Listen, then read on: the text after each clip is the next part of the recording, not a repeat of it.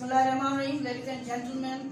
आज एक अहम लेक्चर जिसको हम डिस्कस करेंगे और टॉपिक का नाम है स्पेलिंग एंड प्रोनाउंसिएशन। बहुत सारी जगहों पर हम लिखते हैं बहुत सारे अल्फाज, लेकिन अक्सर बेशतर हमारे साथ ये होता है कि जब हम ये अल्फाज लिखते हैं तो हमारी स्पेलिंग मोस्टली गलत होती है। पॉइंट नंबर 2 ये होता है कि जब हम इन अल्फाजों को पढ़ते हैं यानी प्रोनाउंस करते हैं तो उसमें हमारी प्रोनाउंसिएशन भी गलत हो जाती है। लेकिन कुछ चीज़ें मैं अटैचमेंट में लेता चलूँगी, कुछ बुनियादी चीज़ें हैं। जब तक आपको वो बुनियादी चीज़ें समझ में नहीं आती या वो बुनियादी चीज़ें आपको नहीं आती हैं तब तक आप लोग कभी भी स्पेलिंग एंड प्रोनाउंसिएशन के रूल्स और रेगुलेशन नहीं सीख सकते। जिसमें हमने पहला पॉइंट लिखा है, क्या लिखा है मैंने? वॉल, यानी वॉवल पढ़ा जाता है हमारे यहाँ पर, यानी इसकी सही प्रोनाउंसिएशन वॉल है, वॉवल कहा जाता है। हमारे यहाँ लोग वॉवल पढ़ते हैं लेकिन इसको पढ़ा जाएगा वॉल। क्या पढ़ा जाएगा? वॉल। कितने हैं? 5। कितने हैं? 5। AEIOU। जैसे हम इन फोनिक्स परसेप्शन में आ ई आ उ आ का साउंड करके भी पढ़ते हैं। और याद रखें कि जब हम वॉल पढ़ते हैं तो मुंह कभी भी बंद नहीं होगा आपका, it's not closed.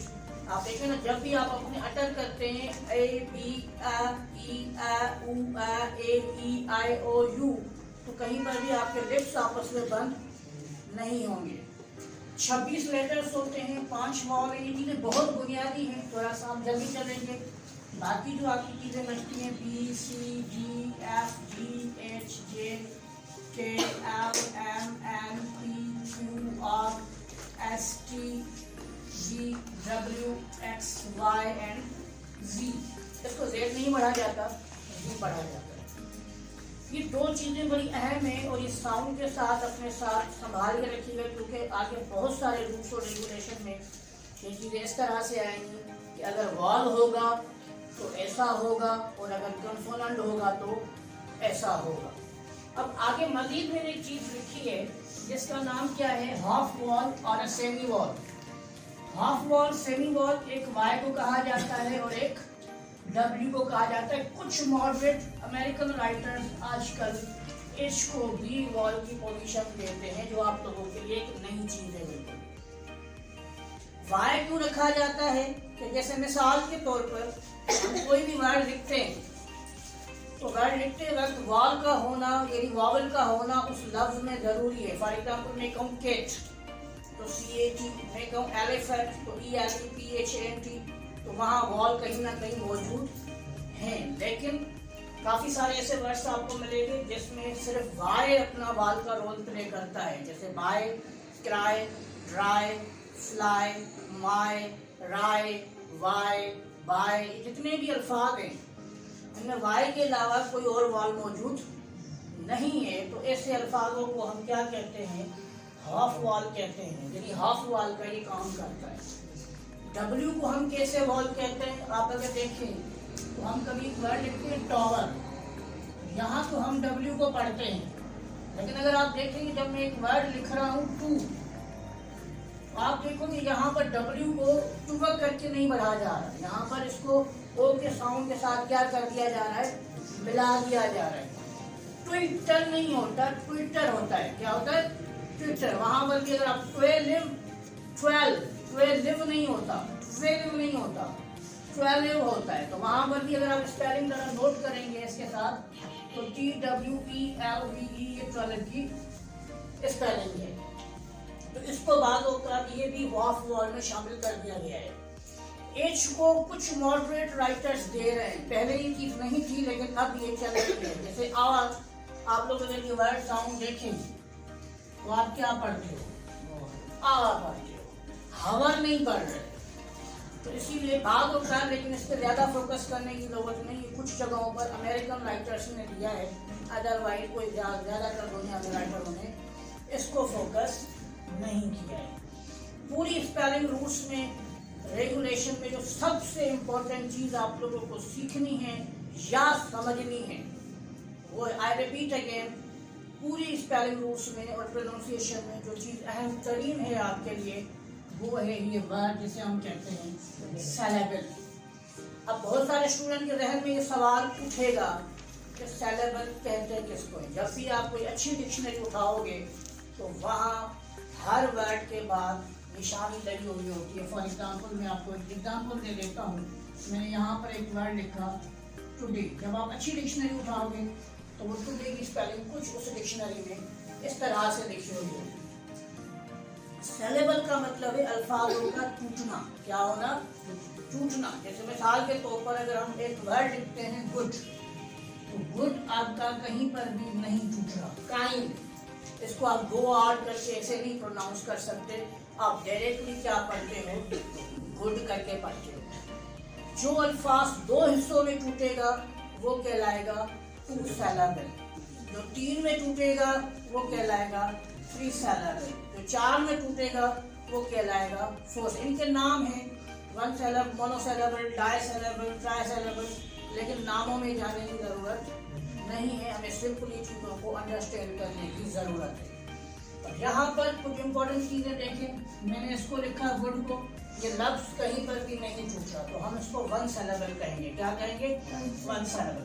Her saleable में कम से कम एक वॉवल का होना लाजिम है। 2 भी हो सकते हैं, लेकिन एक मिनिमम हो, एक मिनिमम हो। ऐसा नहीं हो कि आप कहें कि वॉल है ही नहीं और फिर आप सेलेबल बनाएं, ऐसा नहीं हो सकता किसी भी सूरत में। आप जब इनको वर्ड को बनाने जाएंगे तो एक वावल का होना एब्सोल्यूट बनता है। जैसे मिसाल के तौर पर हम एक वर्ड लिखते हैं, मैं कहूँगी extreme institute of knowledge, established या एस्टेब्लिशमेंट में एक वर्ड लिख देता हूँ। अगर आप देखें तो इसमें कितने सेलेबल आ रहे हैं? 4 सेलेबल का वर्ड है। कितने वर्ड सेलेबल का है? 4 सेलेबल का। पहला क्या है? इस, दूसरा टेप, लिश, मेंट। आप चारों को नोट करो तो हर एक सेलेबल में कम से कम एक वॉल मौजूद है। इसमें ई मौजूद है, टेप में ए मौजूद है, लिश में आई मौजूद है और मेंट में। तो कोई भी वर्ड जब लिखा जाता है, ये क्यों दिया जाता है? ये दिया जाता है कि आप सही प्रोनाउंसिएशन कर सकें, नंबर 1, और स्पेलिंग को आराम से याद कर सकें। जैसे कोई बड़ी स्पेलिंग होती है, स्टूडेंट कंफ्यूज हो जाता है कि सर इसको मैं कैसे याद करूं। मैं आपको एक एग्जाम्पल मजीद दे देता हूँ। एग्जाम्पल को हम यहाँ लिख देते हैं। मैंने लिखा CON, कॉन, फिर मैंने लिखा ग्रे, फिर मैंने लिखा च्यू, फिर मैंने लिखा ले, और फिर मैंने क्या लिखा? शन।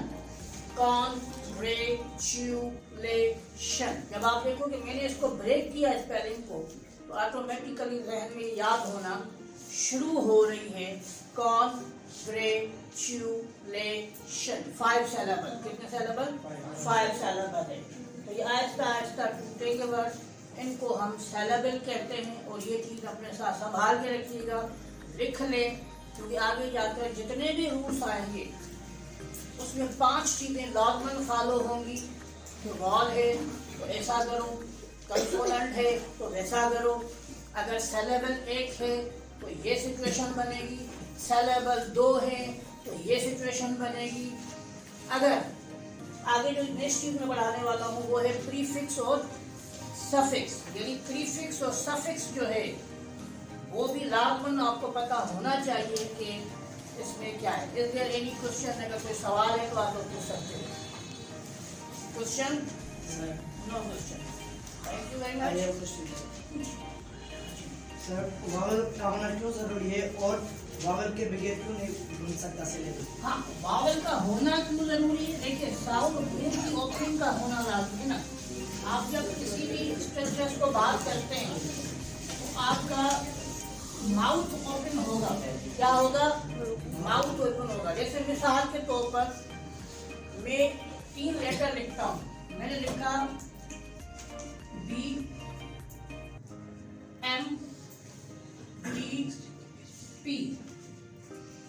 इन लफ्जों को बगैर लिप्स मिला के बोल के दिखाओ। BMPD बगैर लिप्स, लिप्स ना मिले आपके, आप लोग बोल के दिखाओ। आप नहीं बोल सकते, आपका मुलाजमन ओपन होगा। तो ये साउंड वर्जन होते हैं। अगर मैं कोई भी वर्ड लिखता हूँ, मिसाल के तौर पर मैंने लिखा बेड, अब बी पे भी मेरा मुंह बंद हो रहा है, डी पे भी मेरा मुंह बंद हो रहा है, तो आ क्या हो रहा है? उस साउंड को क्लियर करा रहा है। बीडी नहीं बोल सकता, नहीं हो सकता, तो हम क्या बोलेंगे? बैड। तो वॉल का होना, जैसे इंसान के लिए सांस लेना जरूरी है, इंग्लिश की सर्वाइवल के लिए वाल का होना भी जरूरी है। सर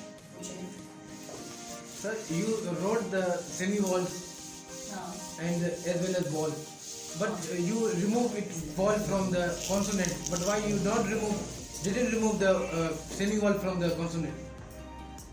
देखिए basically they are playing double role, यानी कि वो बेसिकली कंसोनेंट में भी इस्तेमाल हो रहे हैं।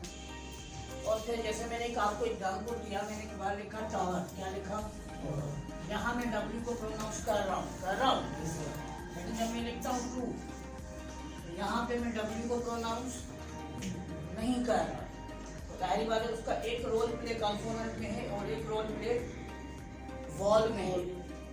लेकिन अभी रूट्स बहुत सारे हैं, तो उसको समझने के लिए बेहतर मैं आपको सजेशन ये दूंगा कि इसको सिर्फ याद कर लें, ज़्यादा बेहतर है। आगे जाकर हम इसको मज़ीद डिस्कस करेंगे। अब अहम तरीन चीज़ जो स्टूडेंट को मोस्टली वरीड करती है, और वो वरीड चीज़ है प्रीफिक्स और सफिक्स। प्रीफिक्स और सफिक्स एक ऐसी चीज़ है जो इंग्लिश में आपकी वोकैबुलरी को बहुत ज़्यादा हाई कर देती है। यानी एक बच्चे के पास अगर 3000 वर्ड्स हैं, उसको प्रीफिक्स, सफिक्स और रूट वर्ड्स वगैरह आ जाए तो ऑटोमेटिकली वो वोकैबुलरी जंप कर जाती है 10,000 वर्ड्स पर। यानी इतना बड़ा बेनिफिट इस चीज़ से हमें मिलता है। और बहुत सारे अल्फाजों को रटे लगाने की ज़रूरत, यानी क्रेमिंग करने की ज़रूरत नहीं है। मिसाल देखते हैं, सबसे पहले जहन में रखें कि एक वर्ड अफिक्स क्या है, अफिक्स। अफिक्स के बेसिकली दो पार्ट, पहला पार्ट क्या कहलाता है, प्रीफिक्स कहलाता है, और दूसरा पार्ट क्या कहलाता है, सफिक्स कहलाता है। अभी ये प्री का मतलब क्या होता है, पहले कोई चीज शुरू में फिक्स करना। वैसे बहुत सारे प्रीफिक्स है, कभी आप ध्यान में रखना कि कोई आपको बोले कि अफिक्स आपको पता है, तो आप बोलो नहीं हमने कभी अफिक्स नहीं पढ़े। नहीं, अफिक्स बेसिकली मेन नाम है जिसके अंदर दो उसकी ब्रांचेस हैं, एक ब्रांच का नाम प्रीफिक्स है और दूसरे ब्रांच का नाम सफिक्स है। जैसे मिसाल के तौर पर मैं आपको यहाँ प्रीफिक्स में कुछ एग्जाम्पल दे दूँ, तो मैं एक वर्ड लिख लेता हूँ। यहाँ पे हमने एक वर्ड लिखा इन या अन या इन या आयल या इसके अलावा डिस लिख लेता हूँ। अगर ये 5 में वर्ड्स उठाता हूँ तो इनकी एक ही मीनिंग निकलती है, और वो मीनिंग प्रीफिक्स के सेंस में क्या हो जाती है, नॉट, यानी नाम। यानी अगर आपको कोई वर्ड पता है और फिर उस वर्ड में अगर ये वर्ड आप शामिल कर दो शुरू में प्री का मतलब पहले, तो ये वर्ड ऑटोमेटिकली मीनिंग किस में कन्वर्ट कर देंगे, नाम में कन्वर्ट कर देंगे। फॉर एग्जाम्पल, अगर हम यहाँ पर एक वर्ड लिखते हैं कि हम एक वर्ड लिखते थे कंप्लीट। कंप्लीट का मतलब है मुकम्मल, लेकिन हमारे यहाँ बहुत सारे लोग अनकम्प्लीट वर्ड इस्तेमाल कर रहे होते हैं जो इंग्लिश में मौजूद नहीं है। बेसिकली अ वर्ड इनकम्प्लीट क्या है, इनकम्प्लीट। 3 ऐसे वर्ड है, 4 कंप्लीट, इनकम्प्लीट है, अनकम्प्लीट नहीं है। एक्सपीरियंस, इनएक्सपीरियंस है, अनएक्सपीरियंस नहीं है। जस्टिस, इनजस्टिस है, अनजस्टिस नहीं है। करेक्ट, इनकरेक्ट है, अनकरेक्ट नहीं है। तो ये हम ब्लंडर्स करते हैं और चलते रहते हैं, तो उसको आप खुद करें। तो जब आपने इनकम्प्लीट बोला तो मीनिंग क्या हो गई, नामुकम्मल, मुकम्मल नहीं है। इसी तरीके से एक और वर्ड लिखा मैंने बैलेंस। अगर आप ये चीज कोई चीज बैलेंस ना हो तो आप क्या कहते हो, ये अनबैलेंस है। क्या है, अनबैलेंस है। इसी तरीके से पॉसिबल, अगर आप कहो तो इसको आप क्या कहते हो, इम्पॉसिबल कहते हो ना, नामुमकिन। भाई ये पॉसिबल है नहीं, ये है पॉसिबल है। तो ये मीनिंग क्या आ जाती है, नॉट पॉसिबल। मीनिंग क्या आ जाती है, नॉट पॉसिबल। उसके बाद नेक्स्ट वर्ड है लीगल, कानूनी, इखलाकी, इलीगल, गैर कानूनी। उसके बाद एक और वर्ड लिख देते हैं ओबे, और हम क्या कहते हैं, डिसओबे, यानी ओबे नहीं करना। तो आप देख रहे हैं कि मुख्तलिफ जगहों पर जब ये सारे लफ्ज अटैच हो रहे हैं तो मीनिंग कन्वर्ट किस में हो रही है, नॉट में कन्वर्ट हो रही है। इसको हम प्रीफिक्स कहते हैं, यानी ये शुरू में लगकर पूरी मीनिंग। अब देखो ना, आपको 5 वर्ड्स पता थे, लेकिन जब आपने ये वर्ड्स लगाए तो वर्ड कितने हो गए? 10 हो गए। तो ऑटोमेटिकली वोकैबुलरी आपकी डबल में कन्वर्ट हो गई। इसी तरीके से जब हम ग्रीक वर्ड्स लेते हैं, रूट वर्ड्स लेते हैं, बायो यानी लाइफ, यहाँ पर भी बायो का वर्ड लगेगा, ये रूट वर्ड है, इसका मतलब जिंदगी की बात हो रही है। जैसे बायो केमिस्ट्री यानी केमिस्ट्री में बात किसकी हो रही है? जिंदगी की। इसी तरीके से ऐसे बहुत सारे वर्ड्स। लेकिन एक ट्रिकी पॉइंट बता दूं, मोस्टली जो वर्ड एल से शुरू होते हैं या एम से शुरू होते हैं, एम और पी, लाइक मैच्योर, आप क्या बोलते हो? ये बंदा इमेच्योर है। क्या है? इमेच्योर है। तो जो एल से शुरू होते हैं उसमें आई एल लगता है, और जो एम से शुरू होता है या पी से शुरू होता है उसमें क्या लगता है? आई एम लगता है। बाकी मुख्तलिफ जगहों पर आप टाइम टू टाइम सीखोगे, ये एक दिन में चीज मौजूद नहीं होगी। अब हम आ जाते हैं, एक और एग्जाम्पल यहाँ नोट कर देता हूँ ताकि मजीद थोड़ा क्लियर हो जाए। जैसे हम वर्ड ले लें री। री का मतलब क्या है? अगेन। क्या है? अगेन। अगर एग्जाम्पल आप देखते हो कि प्ले, प्ले के बराबर में आप री लगा देते हो तो क्या हो जाता है? री प्ले, यानी दोबारा खेलो। कंप्यूटर बंद होता है, आप उसमें री लगा देते हो तो क्या किया जाता है? भाई रीस्टार्ट हो गया। आपने वर्ड लिखा फ्रेश, उसके साथ री लगा दिया, क्या हो गया? रिफ्रेश हो गया। तो ये ऐसे बहुत सारे और भी हैं, ये नहीं कि मैंने तो सिर्फ 4-5 ऐसे फॉर टाइम भी बता दिए हैं, इनके ऊपर पूरे लेक्चर्स बनते हैं। वो इंशाल्लाह हम कमिंग वीडियोस में देंगे और ये मेरे चैनल पे मौजूद होंगे साथ। उसके बाद जो हमारा नेक्स्ट टर्म है वो क्या हम सीखेंगे? सफिक्स। सफिक्स का मतलब होता है वो अल्फाज जो किसी के एंड में अटैच हो। कहाँ अटैच हो? एंड में अटैच हो। अब एंड में जब अटैच होते हैं, जैसे मिसाल के तौर पर लेस। लेस का मतलब है कम होना। क्या होना? कम होना। जैसे हमने लिखा होप, होप का मतलब उम्मीद, लेकिन अगर मैं होप लेस कर दूं तो क्या हो जाता है? कम उम्मीद होना, यानी उम्मीदें कम हो जाती है। क्लियर? इसी तरीके से केयर, केयर का मतलब संभालना। भाई केयरलेस बंदा है, यानी कम संभालने वाला या ना संभालने वाला है। तो जैसे ये एंड वर्ड लगा, वो क्या बदली? ऑटोमेटिकली क्या हो गई? डबल हो गई। इसी तरीके से एक और वर्ड एबल। एबल का मतलब होती है किसी जगह पर पहुंचना, काबिलियत। अब देखो मजे वाली चीज देखो, अगर मैं कहूँ आप एक वर्ड है अंग्रेजी में रीच। क्या है? रीच का मतलब क्या है? पहुंचना। ये एक वर्ड है। अब मैंने इसी वर्ड को आगे किया रीचेबल, मतलब पहुंचा जा सकता है। भाई ये जगह पहुंची जाती है, इस जगह पे पहुंचा जा सकता है, ये रीचेबल है, हमारे से दूर नहीं है। लेकिन इसी में हम तीसरा वर्ड अटैच कर रहे हैं। फिर मैंने वर्ड लिख लिया अनरीचेबल, यानी हम इस जगह पर नहीं पहुंच सकते। आप देखो एक ही वर्ड से मैंने मुख्तलिफ प्रीफिक्स और सफिक्स लगाकर 3 वर्ड्स को जन्म दे दिया। क्लियर हो गया? तो जो वर्ड शुरू में अटैच किए जाते हैं उसको हम क्या कहते हैं?